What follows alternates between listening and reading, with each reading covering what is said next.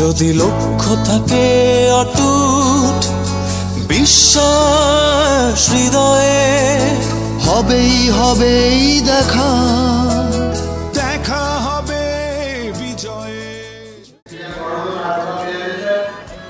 রাজবাড়ীর আড্ডাপুনিয়া গ্রামের যুবক সাইফুল ইসলাম খেতে কাজ করে মাসে কিছু টাকা আয় করেন। সম্প্রতি তার এক আত্মীয়র মাধ্যমে জানতে পারেন কাজ করতে সরকারিভাবে বিনা টাকায় যাওয়া যায় মালয়েশিয়ায়। Bangladesh overseas employment and services limited বুয়েসেলে যোগাযোগ করেন। কিছুদিনের প্রশিক্ষণ শেষে পরীক্ষায় উত্তীর্ণ হয়েছেন। শুক্রবার সকালে পূর্ণ হচ্ছে তার আশা।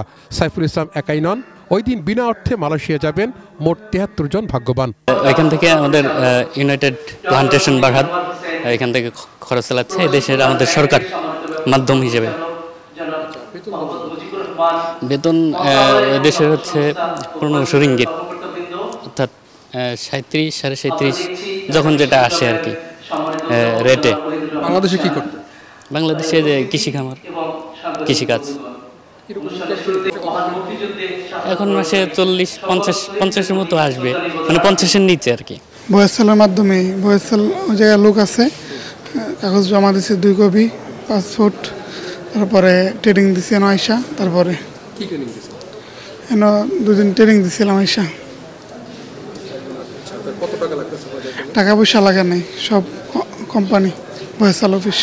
চাষ করতাম, ধান, পাট, ভুট্টা, পানের বরজ আছে, এইসব চাষ করতাম। এখন কিভাবে এটা খোঁজ পেলেন? কত টাকা ব্যয় হচ্ছে, কিভাবে যাচ্ছে?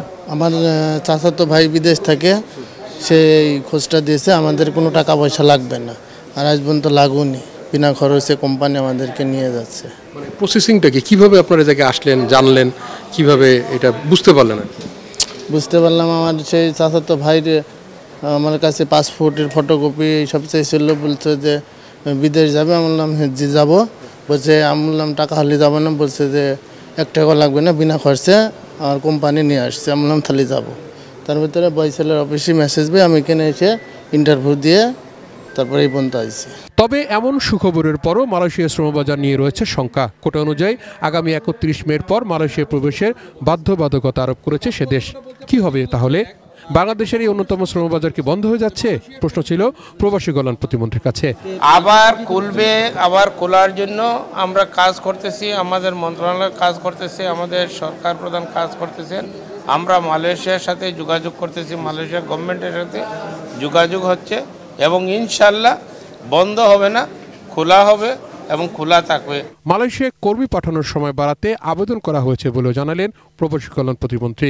আমরা 31 তারিখের ভিতরেই আমাদের কর্মী বাহিনী প্রেরণ করার ব্যাপারে আমরা সচেষ্ট আছি এবং আমরা দিক নির্দেশনা দিয়েছি।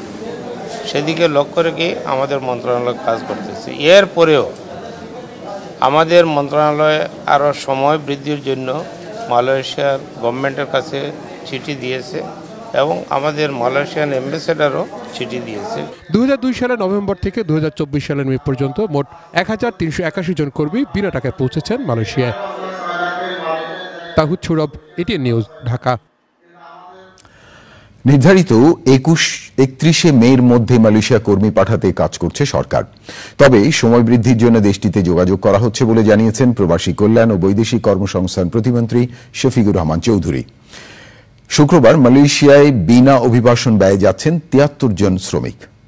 দেখুন নজিব বেগের রিপোর্টে। সৌদি আরবের পর বাংলাদেশের সবচেয়ে বড় শ্রমবাজার মালয়েশিয়ায় বর্তমানে 12 লাখের বেশি কর্মী রয়েছেন। নানা অভিযোগে 2018 সাল থেকে বাংলাদেশি কর্মী নেওয়া বন্ধের পর সেটি আবার চালু হয় 2022 সালে।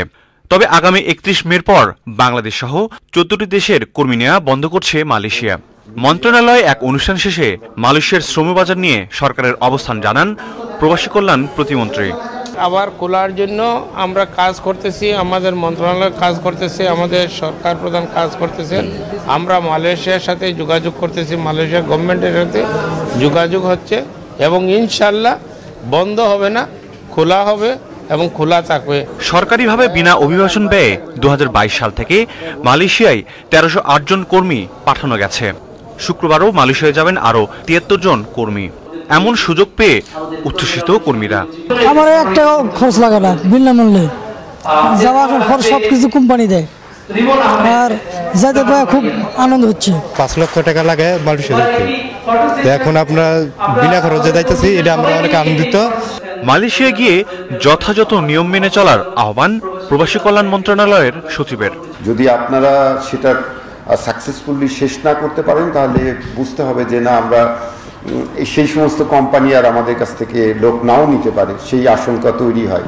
দেশের ভাবমূর্তি ক্ষুণ্ণ হয় এমন কিছু না করতে কর্মীদের আহ্বান জানান বক্তারা। নাজিব বেগ, চ্যানেল আই, ঢাকা। যদি লক্ষ্য থাকে